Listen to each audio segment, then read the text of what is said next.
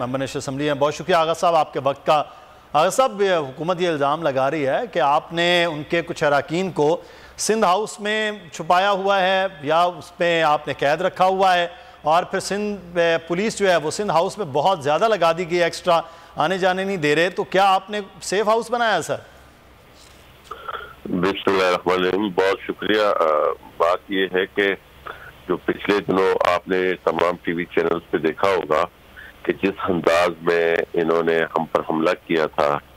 اور ایک ریاستی دہشت گردی کے ذریعے پولیس کے ذریعے ہمیں زد و کوب کیا گیا تھا، مجھے آپ حقیقت جانے کہ ابھی تک جو ہے میرے جسم پہ کمر پہ درد جو پولیس نے ہمیں زد و کوب کیا تھا جب یہ لاجز میں گھسے تھے۔ اس کے بعد ہم نے پارٹی قیادت سے ریکویسٹ کی کہ جی ہمیں کسی سیف جگہ پہ آپ رکھیں، ہمیں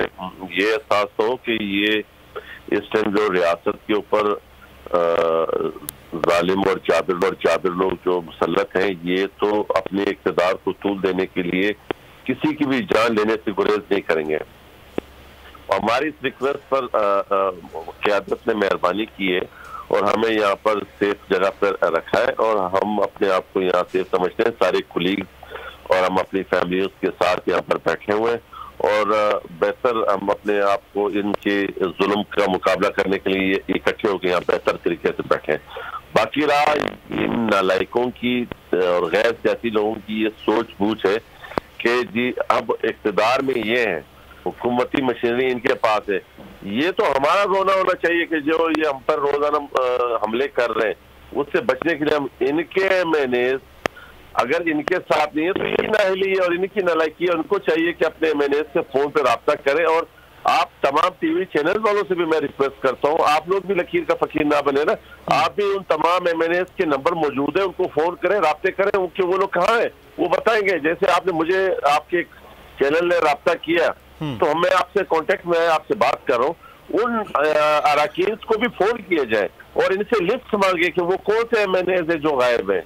تو یہ خواہ میں لوگوں کو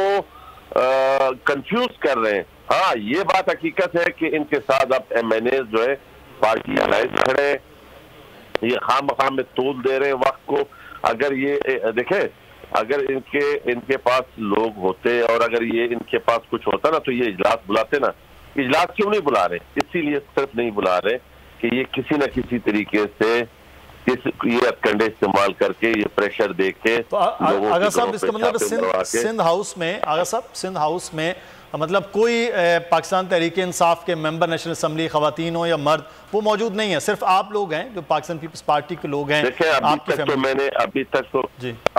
تو میں نے نہیں دیکھا ہے کسی ممبرز کو، پاکستان تحریک انصاف کے کسی ممبر کو نہ میں نے دیکھا ہے نہ میں نے ابھی تک میرے سامنے ہے۔ ہاں پاکستان پیپلز پارٹی کے ایم این ایز، ہماری بہنیں جو ایم این ایز ہیں، ہمارے بھائی جو ہم سارے یہاں موجود ہیں، اپنی فیملیز کے ساتھ موجود ہیں۔